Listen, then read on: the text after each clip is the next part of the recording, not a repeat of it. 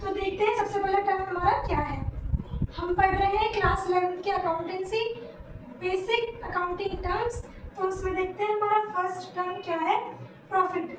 थोड़ी सी इसकी पहले डेफिनेशन समझ लेते हैं, बाकी इसके नाम से समझ आ रहा है प्रॉफिट मतलब फायदा।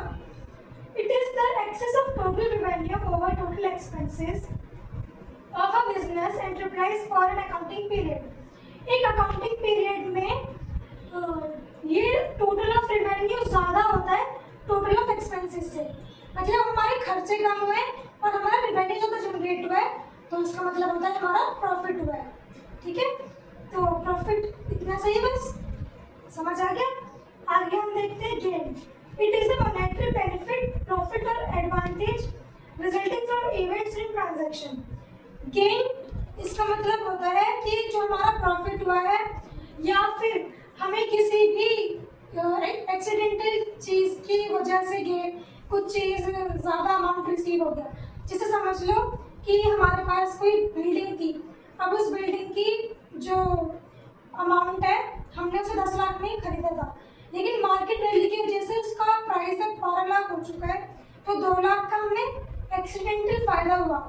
मतलब ये हमारे बिजनेस का डेली का काम तो नहीं है ना, ये कभी कभी हमारा काम होता है कि हमारी कोई मशीनरी बिक गई, कोई बिल्डिंग हमने बेच दी, या फिर कोई हम कोर्ट में कोई केस चल रहा था बहुत लंबे टाइम से और हम वो जीत गए, उस वजह से हमें फ़ायदा हो गया।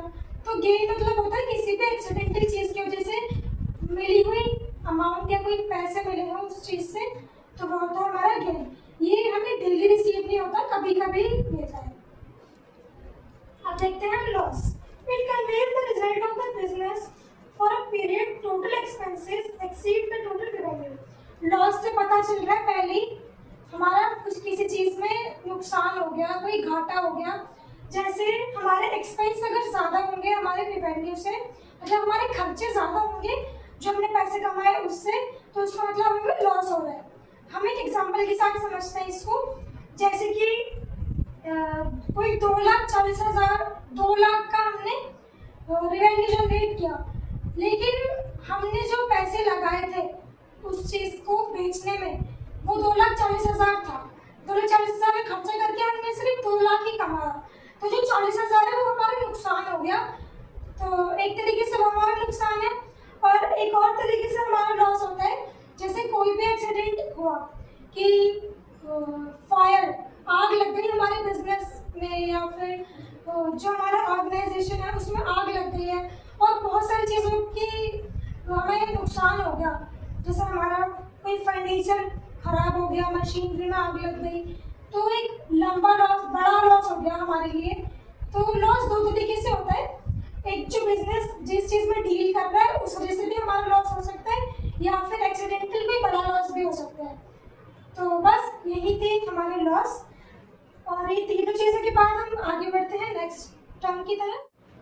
तो हमने वो 3 पॉइंट पढ़े, अब हम आगे देखते हैं 4th पॉइंट क्या है हमारा, परचेज। ये परचेज वर्ड आपको अकाउंटिंग में बहुत ज़्यादा देखने को मिलेगा, क्योंकि हर प्रैक्टिकल क्वेश्चन में ज़्यादातर परचेज, रिटर्न परचेज, ये सब चीज़ें ही होती हैं।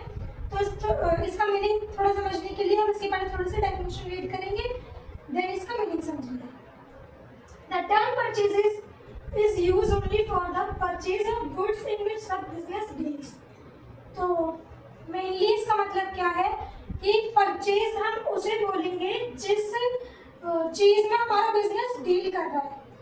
मान लो परचेज हम उसे बोलेंगे जैसे कि हमने कोई चीज़ खरीदी है उसे बेचने के लिए, मीन्स हमने गुड्स खरीदे, या हमारा कोई बिजनेस है टी शर्ट बनाने का, तो हमने टी शर्ट का रॉ मटेरियल खरीद लिया, कोई कपड़ा खरीद लिया, तो वो हम बोलेंगे परचेजेस ऑफ गुड्स। लेकिन उसी जगह अगर हम कोई बड़ा एसेट खरीद लेते हैं, हमने कोई फर्नीचर खरीद लिया, कोई मशीनरी खरीद ली उस अपने बिजनेस को आगे बढ़ाने के लिए, तो वो हमारा परचेज ऑफ गुड्स में नहीं आएगा, वो हमारा मेनली एक अलग अकाउंट बनेगा उस फर्नीचर के नाम से या मशीनरी के नाम से। तो मेनली परचेजेस हम सिर्फ गुड्स के लिए ही यूज़ करेंगे जिसमें हमारा बिजनेस डील करता है प्रॉफिट बनाने के लिए। ठीक है, फिर आगे देखते हैं परचेज रिटर्न।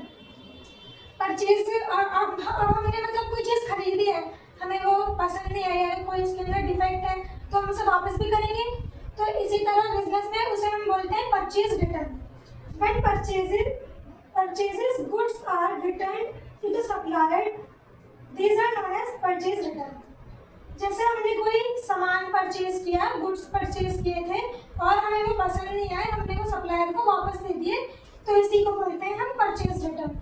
परचेज रिटर्न को हम एक और नाम से भी जानते हैं, रिटर्न आउटवर्ड। जब आप आगे आगे क्वेश्चन सॉल्व करोगे तो आपको ये इस नाम से भी मिल सकता है, परचेज रिटर्न, या फिर रिटर्न आउटवर्ड करके भी आ सकता है। तो समझ जाना है, घबराना नहीं है। आगे हम देखते हैं सेल्स। तो सेल्स का पहले मीनिंग पढ़ लेते हैं। सेल्स मतलब नाम से ही थोड़ा पता चलता है, किसी चीज़ को बेचना।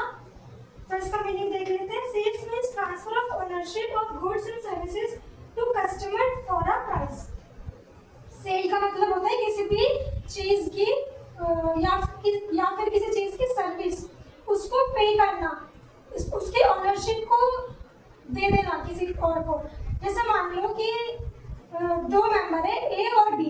ए ने कंप्यूटर बेचा बी को, तो बी ने उस कंप्यूटर को पैसे देकर खरीद लिया और हमारा जो बिजनेस है वो कंप्यूटर में ही डील करता है। मीन्स उसका काम है कंप्यूटर बनाना, मैन्युफैक्चरर है कंप्यूटर का।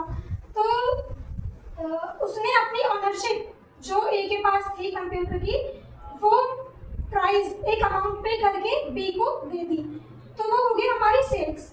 लेकिन उसी तरह एक दूसरी कंडीशन होती है, जैसे कि हमने कोई फर्नीचर बेच दिया अपनी कंपनी का, किसी भी एसेट को बेच दिया, तो वो हमारी सेल्स नहीं होगी, वो हमारा अलग से कॉलम बनेगा, फर्नीचर अकाउंट या मशीनरी अकाउंट, जो भी हमने डिस्क्लोज कर दिया है या बेच दिया। जैसे कि इसी में हमारा आता है सेल्स रिटर्न। अब जैसे हमने कोई सामान बेचा है तो वो हमें कोई कस्टमर वापस भी कर सकता है अगर उसे पसंद नहीं आएगा तो उसी को हम बोलते हैं sales return. Some customer might return the goods sold to them. अब काफ़ी कस्टमर हमारा बेचा हुआ सामान हमें वापस कर देते हैं, तो उसी को हम रिकॉर्ड करने के लिए अकाउंट बनाते हैं सेल्स रिटर्न। तो सेल्स रिटर्न को जैसे हम रिटर्न आउटवर्ड बोलते हैं ना परचेज रिटर्न को, ऐसे ही सेल्स रिटर्न को हम रिटर्न इनवर्ड बोलते हैं कि हमारा बिजनेस जिस चीज़ में डील कर रहा है वो चीज़ हमारे पास वापस आ गई, तो इसका मतलब इनवर्ड वापस आ गई। तो आई होप कि आपको ये समझ आया होगा। बाकी हम आगे एक और टाइम समझेंगे। तो अगर यहाँ तक वीडियो पसंद आ गई तो लाइक कर देना और कमेंट में बता देना अगर कोई चीज़ समझ नहीं आई। तो बढ़ते हैं दूसरे टर्म की तरफ। तो इस वीडियो को यहीं एंड करते हुए हम समझते हैं आज का लास्ट टर्म क्या है, इन्वेंट्री।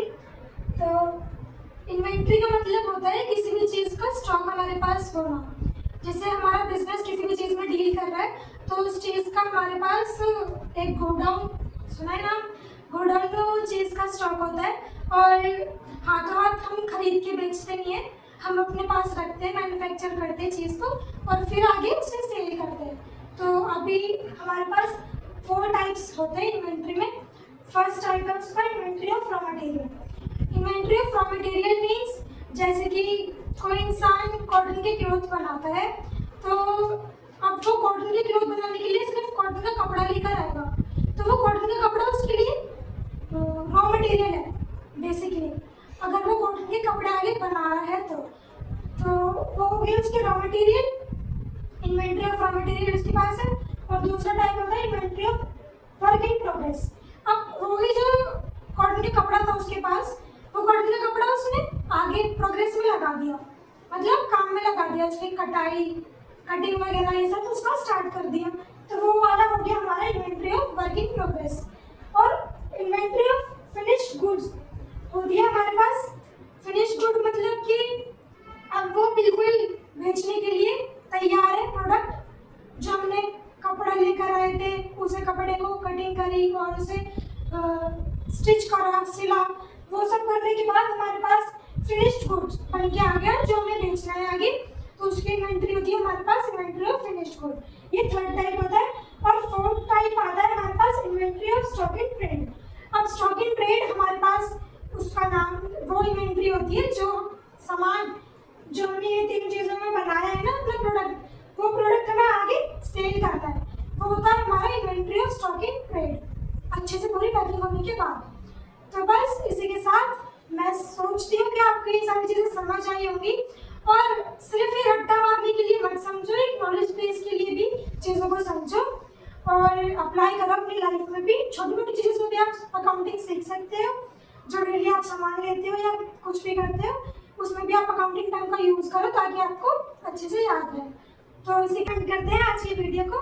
अगर आपको वीडियो पसंद आई तो लाइक करो, चैनल को सब्सक्राइब कर दो और हमको अगर आपको कुछ समझ नहीं आ रहा है, कुछ दिक्कत है तो आप कमेंट सेक्शन में बताओ। बस इसी के साथ मिलते हैं नेक्स्ट वीडियो में, तब तक के लिए बाय।